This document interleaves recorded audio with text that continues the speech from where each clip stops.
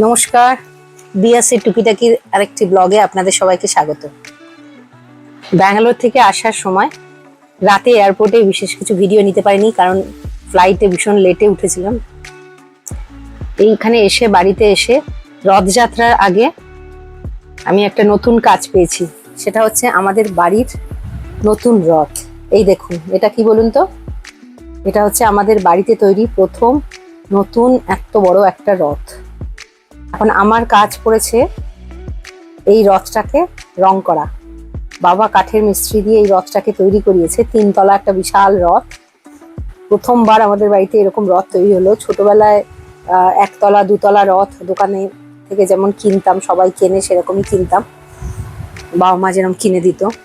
কিন্তু এই নিজের বাড়ির তৈরি রথ, এটা একটা অন্যরকম অভিজ্ঞতা। আর এটাকে নিজে হাতে রং করা, এই ব্যাপারটা একটা আলাদা অভিজ্ঞতা। এই যে রংগুলো দেখছেন, এই কিছু প্যাস্টেল শেড, কিছু পোস্টার কালার কিনে নিয়েছি, নিয়ে এই শেডগুলো করছি। নর্মালি যে ব্রাইট কালারগুলো হয়, যেমন লাল, হলুদ, সবুজ, নীল, সেগুলো দিয়ে তো রথ রং করেই দেয় ওরা, কিন্তু এখানে আমি একটু অন্য ধরনের কালার পেলাম দেখে এই কালারগুলো দিয়ে রং করছি।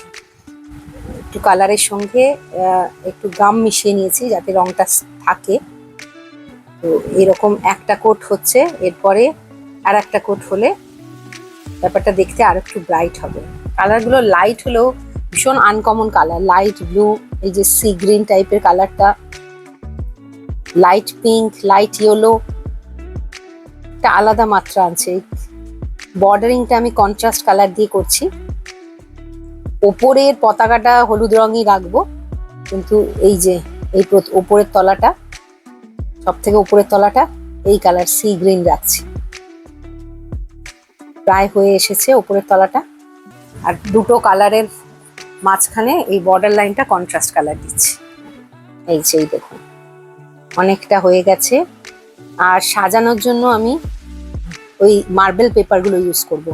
ছোটবেলায় যখন সাজাতাম তখন যে কোনো রঙের কালার পেপার বা সাদা রং কাগজকে কেটে, মানে জালি টাইপের তৈরি করে রথের 3 দিকটায় রাখতাম, জানলার মতো করতাম। এই যে আমার মেয়ে এবার করছে, এই দেখুন, এই যে মার্বেল পেপার দিয়ে এই রথ আমাদের তৈরি। 7 দিন ধরে রং করার পরে রথের দিন এসে গেছে। রথ বেরোনোর জন্য তৈরি। এই যে হলুদ লাল পেপারগুলো দিয়ে সুন্দর করে রথ সাজানো হয়ে গেছে। এই যে এই মূর্তির, জগন্নাথ বলরাম সুভদ্রার মূর্তি বসানো হয়ে গেছে। মূর্তিগুলো যাতে পড়ে না যায় তাই ডবল সাইডেড টেপ দিয়ে দিয়েছি। এই যে রথ নিয়ে বেরিয়েছিলাম, তখন অনেক দিন পরে রাস্তায় কত যে ধরনের রথ দেখলাম, ছোট বড় অজস্র রথ। ভুলেই গেছিলাম যে রথযাত্রাটা কিরকম হয়। বহুদিন পরে আবার সেই পুরনো অভিজ্ঞতা ফিরে পেলাম। এই মূর্তিগুলো আগের বছর আমরা যখন পুরীতে গেছিলাম তখন সেখান থেকে নিয়ে এসেছিলাম।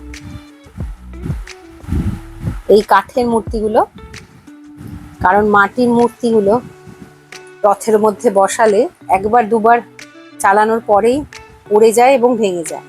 এই কাঠের মূর্তিগুলো সমুদ্রের ধার থেকে আগেরবার পুরী থেকে নিয়ে এসেছিলাম। তো এইগুলো কিন্তু এতটুকুও নড়েনি। এই রথ ফিরে চলে এসছে। ফুলের মালা, কিছু গাছের পাতা, এইসব দিয়ে রথটাকে সুন্দরভাবে সাজিয়েছিলাম। বহুদিন পরে রথযাত্রা আমাদের ভীষণ ভালো কাটতো। আর বাবা এই যে রথটা তৈরি করেছিল তার জন্য জিলিপি, পাঁপড় ভাজা, এইসব অনেক কিছুর আয়োজন করেছে। তো আমি তার সঙ্গে ভেবেছি একটু আজকে দই বড়াও করব। এই যে জগন্নাথ দেব বসে আছেন, এই যে বলরাম, আর এই যে সুভদ্রা। প্রসাদ হিসেবে সবই দেয়া হয়েছে, জিলিপি, পাঁপড় ভাজা, আর তার সঙ্গে বাচ্চাদের জন্য প্রচুর পরিমাণে চকলেট। আজকে অনেকদিন পরে গঙ্গার ধারে এসেছি।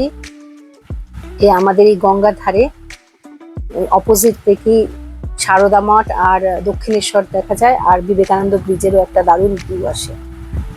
কতটা দেখাতে পারছি বুঝতে পারছি না, কিন্তু এখানে বসে অনেক দিন পরে দারুণ লাগছে। আকাশটা এত সুন্দর, রাতের আকাশে পুরো ওই আলোটা দেখা যাচ্ছে অপোজিট দিকে। তো যেমন ভেবেছিলাম যে একটু দই বড়া বানাবো, বিউলির ডাল মুগ ডাল ভিজিয়ে বেটে নিয়ে মিক্সারে ব্লেন্ড করে নিয়ে তার সঙ্গে একটু আদা আর কাঁচা লঙ্কা দিয়ে বেটেছিলাম, আর একটু গোটা জিরে ওর সঙ্গে মিশিয়ে নিয়েছি। আর ওই ব্যাটারটার মধ্যে নুন দিয়ে, একটু নুন একটু মিষ্টি দিয়ে ব্যাটারটাকে ভালো করে ফেটিয়ে নিয়ে এইবারে তেলের মধ্যে সব ছেড়ে দিয়েছি। এই যে একটা দিক হয়ে গেছে আর বেশ সুন্দর ফুলে ফুলে উঠেছে। উল্টে দিচ্ছি। এই ব্যাটারটা ভালো মতো ফেটালে বেশ সুন্দর নরম নরম হয়ে যায় আর ফুলে ওঠে। এই যে প্রত্যেকটা খুব সুন্দর করে ফুলে উঠেছে। এই সবকটা বাদামি করে ভেজে নিলাম। একটা দিক হয়ে গেছে বলে আর একটা দিকও ওই বাদামি করে ভেজে নেব। মনে হচ্ছে 2 লটেই হয়ে যাবে, পুরো যতখানি আমি ব্যাটার তৈরি করেছি দুবারেই সমস্ত বড়াটা শেষ করতে পারবো। আমার একটা বন্ধুর মায়ের কাছ থেকে এই বিউলির ডালের সঙ্গে মুগ ডাল মেশানোর যে প্রসেসটা এটা শিখেছিলাম, কারণ ওনার হাতে একবার দই বড়া খেয়েছিলাম, এত সুন্দর নরম আর এত টেস্টি হয়েছিল যে এই মুগ ডাল মেশানোর প্রসেসটা তার থেকেই আমার শেখা। এই যে একবারে বড়া হয়ে গেছে, উঠিয়ে নিলাম। এরপরে আবার দ্বিতীয়বার ছাড়ছি বড়াগুলোকে। হয়ে গেছে, এই দেখুন একবার একটা হয়ে গেছে, এই দ্বিতীয়বার একটাও দিয়ে দিলাম। এই পুরো লটটা করতে মোটামুটি 15 থেকে 20 মিনিট লাগে, খুব বেশি কড়া ভাজার দরকার হয় না, একটু হালকা বাদামি হয়ে গেলেই উল্টে দিচ্ছি। আর এগুলো লেগেও যাচ্ছে না কড়াইয়ে, যেহেতু আমি ননস্টিক কড়াইয়ে করছি, এগুলো লেগেও যাচ্ছে না, সুন্দর ফুলে ফুলে উঠেছে। তো বাড়িতে তৈরি দই চাটনি সবই তৈরি করে রেখেছি, আপনাদেরকে দেখাচ্ছি। বেশ অনেকটা পরিমাণে দই লাগবে, কারণ অনেক বড়াগুলো আমার অনেক সংখ্যায় হয়েছে। এই যে আমার সব বড়া ভাজা রেডি। এইবারে একটা ভাজা মশলা বানিয়ে নিচ্ছি। একটু জিরে মৌরি আর শুকনো লঙ্কা হালকা করে ভেজে নিচ্ছি, এইটাকে গুঁড়ো করে নিয়ে একটা ভাজা মশলা বানিয়ে নিচ্ছি। ধনে থাকলে আরো ভালো হতো, আপাতত আমি হাতের কাছে যা পেয়েছি তাই দিয়ে চটজলদি এই ভাজা মশলাটা বানাচ্ছি। এই যে দই নিয়েছি একটা বাটিতে, দই ভালো মতো করে ফেটিয়ে নিলাম যাতে একটা স্মুথ টেক্সচার আসে। তারপরে এর মধ্যে একটু ব্রাউন সুগার, বাদামি চিনি যেটাকে বলে সেটা মিশিয়ে নিচ্ছি, সাদা চিনিও দেওয়া যায়, আমি এটা দিলাম আর একটু ব্যাপারটা হেলদি করার জন্য। এর মধ্যে একটু বিট নুন দেব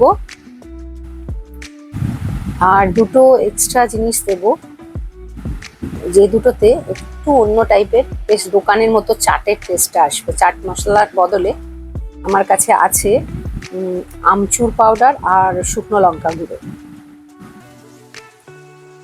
সেইগুলোকে আমি দেব।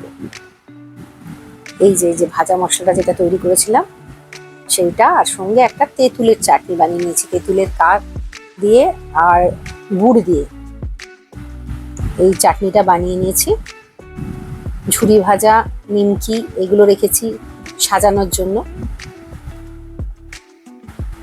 আর এইবার দইয়ের মধ্যে যেটা বলছিলাম একটু কাশ্মীরি লঙ্কা গুঁড়ো আর এই যে আমচুর পাউডার, এই দুটো মিশিয়ে দিলাম। এটা মেশানোর সঙ্গে সঙ্গে আর সামান্য বিট নুনও দিলাম। এই ফ্লেভারটা দারুণ সুন্দর, আর দারুণ সুন্দর গন্ধ বেরিয়েছে, যেমন করে একটা চাটের গন্ধ বেরোয় না, একটা ফুচকা টাইপের চাটের গন্ধ বেরোয়, সেই টাইপের গন্ধ বেরিয়েছে। এইবারে এই দইটার মধ্যে, দইটা নিজেই এত সুন্দর খেতে হয়েছে যে গন্ধেই একেবারে খিদে উঠে আসছে। এইবারে সমস্ত বড়াগুলো ওর মধ্যে দিয়ে দিলাম দইয়ের মধ্যে, এমন করে মেশাচ্ছি যেন সব কটা বড়া দইয়ে ভালো মতো ডুবে যায়, নিচে থেকে ওপর করে পুরো দই বড়াগুলো দইয়ের মধ্যে ডুবিয়ে দিচ্ছি। ভালো মতো সব বড়াগুলো দইয়ে ডুবে গেছে। দই একটু বেশি থাকলে কোনো ক্ষতি নেই, কারণ একটু পরেই বড়াগুলো দইটা টেনে নিয়ে ভীষণ নরম তুলতুলে হয়ে যাবে। এই 15 মিনিট চাপা দিয়ে রাখবো। হয়ে গেছে 15 মিনিট। এইবার পরিবেশন করতে পারি। দেখুন বড়াগুলো কি সফট হয়ে গেছে, আর ভেতরে বেশ দইটাও সুন্দর টেনে নিয়েছে। আরো একটুক্ষণ রাখতে পারলে হতো, আরো নরম হতো। আপাতত যতখানি হয়েছে যথেষ্ট। এই যে দিয়ে দিচ্ছি, দই বড়া সার্ভ করার জন্য রেডি। উপর থেকে খানিকটা দই ছড়িয়ে দিলাম, আর এই ভাজা মশলা ছড়ালাম, তেঁতুলের চাটনি, ঝুরি ভাজা আর নিমকি, এই দিয়ে আমার দই বড়া পরিবেশনের জন্য রেডি হয়ে যাচ্ছে। এই দেখুন দই বড়া রেডি। এটা খেতেও দারুণ হয়েছিল। ভিডিওটা তাহলে এখানেই শেষ করছি, আবার দেখা হবে একটা নতুন ব্লগে।